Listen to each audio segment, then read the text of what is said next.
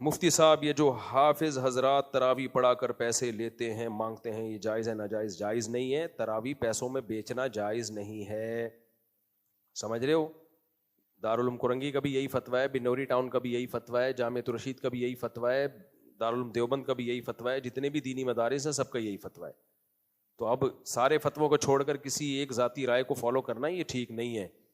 اس کے دلائل میں دے چکا ہوں۔ البتہ کوئی قاری کو خوشی سے ہدیہ دینا چاہے وہ تو کوئی بھی کسی کو کسی بھی ٹائم پہ ہدیہ دے سکتا ہے، لیکن قاری ہدیے کی نیت سے پڑھائے نہیں،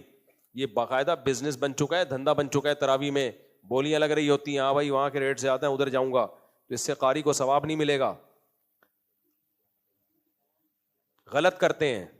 غلط کرتے ہیں۔ حضرت مفتی ظفر علی صاحب قابل احترام، اللہ ان کی مغفرت فرمائے، ان کا فتویٰ بہت ساری چیزوں میں اگر ان کی رائے کو آپ فالو کرتے ہو کہ تراویح کی اجرت جائز ہے، تو پھر اسٹرابری کو بھی حرام کہو، وہ تو اسٹرابری کو بھی حرام کہتے تھے،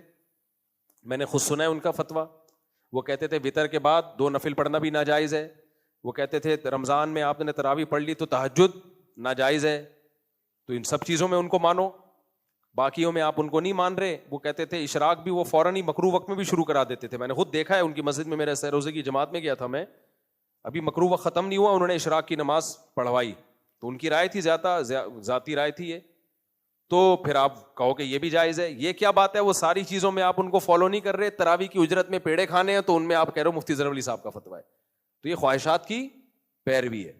تو جو باقی دیگر بڑے بڑے علماء کا فتویٰ ہے، کسی عالم کی توہین جائز نہیں ہے، سب قابل احترام ہے، لیکن جو سارے صرف علماء کا نہیں پورے اداروں کا فتویٰ ہے یہ کہ تراویح کی اجرت ناجائز ہے۔ تو قاری کو چاہیے بغیر کسی لالچ کے صرف ثواب کے لیے قرآن پڑھائے رمضان میں، کوئی اپنی خوشی سے گفٹ دے دے تو بھائی وہ تو کوئی بھی دے سکتا ہے، اس پہ کون پابندی لگا سکتا ہے۔